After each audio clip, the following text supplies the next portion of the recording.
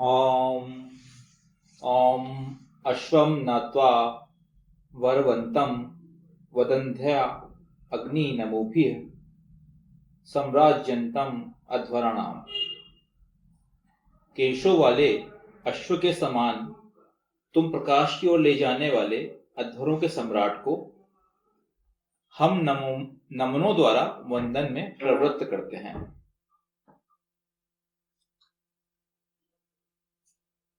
यह ऋग्वेद के प्रथम मंडल के 27वां सूक्त का यह पहला मंत्र लिया गया। जो खुद शक्तिशाली इंसान है, जब तक वो खुद शक्तिशाली होगा और फिर अगर वो कोई बात करेगा तो उसकी बात पे अहमियत होती है, अदरवाइज किसी की बात को कोई सुनने को वो नहीं रहता, किसी को इंटरेस्ट नहीं है, क्यों मालूम है यार ये सब फालतू की बात है। अग्नि का कार्य केवल धर्म प्रचार मात्र नहीं है, अपितु उसे लोगों का जीवन बनाना संवारना भी है। अतः उसका विनम्र होना तथा विनम्रता को स्थायी रखने के लिए ईशान का ईडन, उपासना, वंदना करना अत्यंत आवश्यक है। तो ये जो चीजें आती कहां से है? अगर अग्नि आप बन रहे हो, अग्नि आप हो और आपके अंदर विनम्रता है, तो ये आएगी कहां से? क्योंकि क्या होता है ना, प्रॉब्लम क्या होती है कि जैसी आपके पास शक्ति आती है तो आपके अंदर ईगो नाम की एक जो चीज है वो पनपने लगती है। जैसे ही मेरे पास पैसा आने लगा तो फिर मेरे को लगता है कि बाकी सब लोग ऐसे ही हैं। आपका जो व्यवहार होगा बाकी लोगों के प्रति एकदम से अपने से जो कम लोग हैं उनकी तरफ आपका ज्यादा ध्यान नहीं देगा, अरे यार ये तो ऐसे ही। आपको लगेगा नहीं यार मेरे लेवल के लोग नहीं है, ये सब चीजें आपके अंदर आने लगेंगी। क्या होता है, जैसे जैसे आप आगे बढ़ते जाओगे आपको लगेगा बाकी लोग वैसे ही हैं। लेकिन आप देखेंगे भगवान राम के जीवन में वो कितने बड़े चक्रवर्ती सम्राट थे, लेकिन उनने कभी भी किसी को भी छोटा नहीं माना। सब उनके लिए बराबर थे, उनके दोस्त थे जो भी थे। भगवान कृष्ण का जीवन में देखो आप, भगवान कृष्ण ने सुदामा को बिल्कुल अपना मित्र माना है, उसी तरह से उनको कभी नहीं देखे कि उसकी स्टेटस क्या है।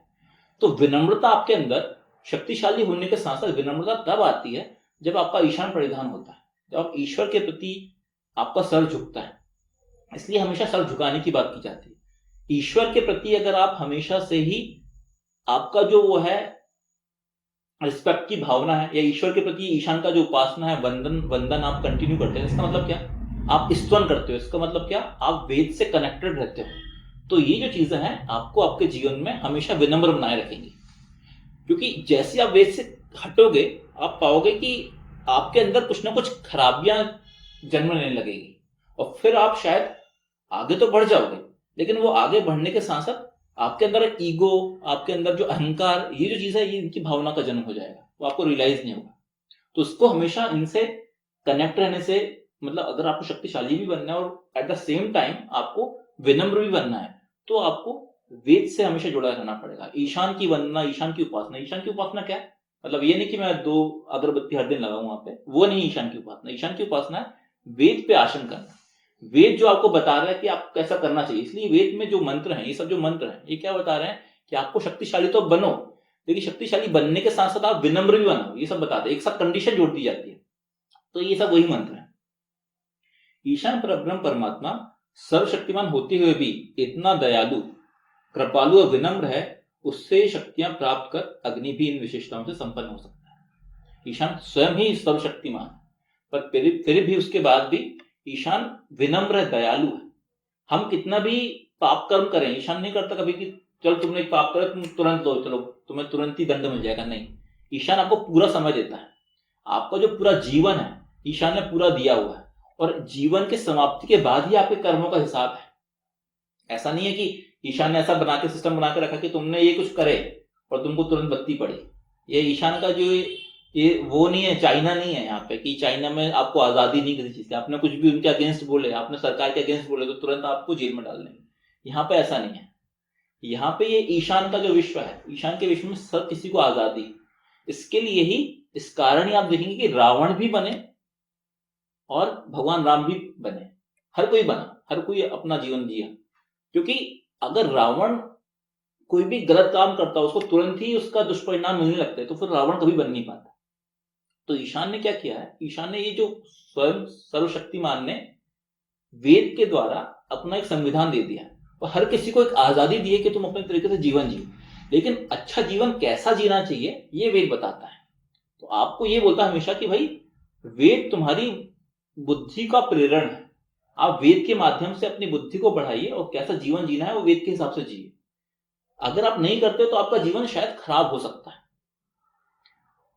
तो इसके लिए आजादी हमेशा दी गई, यहाँ पे कोई बंदिश नहीं, ईशान ने किसी को भी बंदिश नहीं दी है। ये सबसे इंपॉर्टेंट बात है, यहाँ पे यही बोला गया कि ईशान कृपालु दयालु है, विनम्र है। वो कैसे है? ऐसे ही है।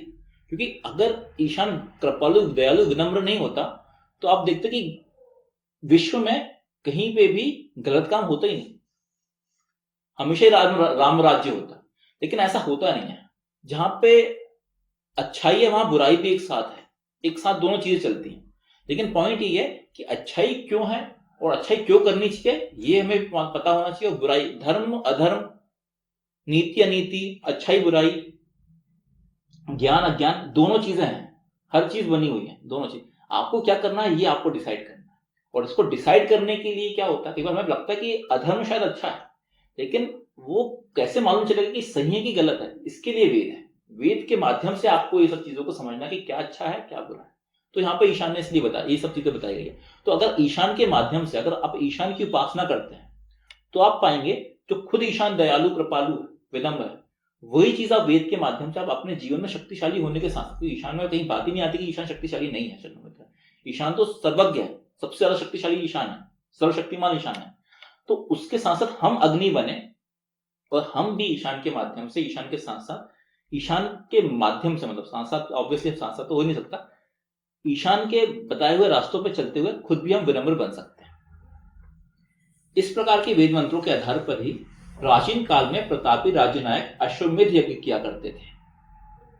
यह मानवहित जनहित के कार्यों और नीतियों को सर्वत्र लागू करने के लिए एक शांतिपूर्ण प्रक्रिया थी, जिसके माध्यम से बगैर हिंसा के दूर दूर तक रहने वाले जन सामान्य को लाभान्वित किया जा सकता था। यह कार्यनीति ऐसे ही वेद मंत्रों के अनुसार विकसित की गई। तो जो अश्व की बात की गई वहीं से यहाँ पे कनेक्ट किया गया अश्वमेध यज्ञ का। तो अगर अगर कोई इंसान अग्नि है, जैसे भगवान राम अग्नि थे, भगवान राम एक अच्छे शासक थे, तो उन्होंने क्या किया? अश्वमेध यज्ञ किया कि अब क्या करें, ये जो मेरी व्यवस्था है, मुझे अब क्या है, अग्नि तो मैं हूं, लेकिन मुझे भी बाकी लोगों को भी, उनके जीवन को भी अग्नि बनाना है, उन लोगों को भी अग्नि बनाना है, उनके जीवन को भी आगे बढ़ाना है। तो अब मैं क्या करूंगा, मैं अश्वमेध यज्ञ करूंगा, जिसके माध्यम से मैं अपने साम्राज्य को बढ़ाऊंगा। देखिए क्या होता है, हो सकता है कि आपका जो राजा निरंकुश हो। इसमें भी यहाँ पे भी वेद इस बारे में बात करता है। आपका यजुर्वेद जहां स्टार्ट होता है तो वहां पे निरंकुश राजा की बात की गई है, चोर राजा की बात की गई। तो यहाँ पे पॉइंट क्या है? पॉइंट ये आता है कि आपका राजा हमेशा अग्नि होना चाहिए, अच्छा होना चाहिए, पर उसके अधीन अगर आप रहते हो तो आपके जीवन को आगे बढ़ाएगा। भगवान राम के शासन में अगर हम रहते हैं और हम आगे बढ़ेंगे तो ऑब्वियसली अपने जीवन में हम आगे बढ़ेंगे। और वही हम रावण के शासन में रहेंगे तो आप पाएंगे एक डाउनवर्ड्स चैनल पे जाओगे, आप नीचे की तरफ जाओगे। लंका ऊपर से नीचे की तरफ गई थी। लंका का अगर आप ग्राफ देखेंगे तो लंका सोने की थी और वह नीचे की तरफ गई। वो एक तो बीच बीच में आप देखेंगे, पहले तो हनुमान जी आए, हनुमान जी ने भी जला दिए, फिर जैसे जैसे उन्होंने थोड़ा सा ठीक ठाक करे, वापस से चीजें ठीक करे, तो फिर वो रावण, बाकी सब बच्चे मर गए, जो हो गया, रावण भी मर गया, ओवरऑल पूरी लंका खराब हुई। लेकिन जब शासक ऐसा होगा तो हो गई, वो डाउनफॉल होगा उस चीज का। और वहीं पे जब फिर भगवान राम का जीवन देखेंगे आप, तो भगवान राम के जीवन में देखेंगे जब उन्होंने वहां पे शासन संभाला वापस से अपने 14 वर्ष के वनवास के बाद, तो आप देखेंगे राम राज्य की जो हम बात करते हैं वही तो थी। राम राज्य तभी आया जब भगवान राम राजा बने, उससे पहले तो राम राज्य था नहीं ना, वहां पे तो भगवान राम ही नहीं थे। भगवान राम आने के बाद उन्होंने एक अच्छा शासन चलाया। तो यहाँ पे यही बोला गया कि जो अश्वमेध यज्ञ था वो यही कंसेप्ट था, इन्हीं वेद मंत्रों का ही कंसेप्ट है। आप देख सकते हो कि वो अश्वमेध यज्ञ की तरह हुआ था, क्योंकि एक अश्व जो है उसको आपने छोड़ दी, और अब वो अश्व क्या होगा, आपके फिलॉसफी को, आपके कंसेप्ट को पूरे शासन में फैला रहा है लोगों तक।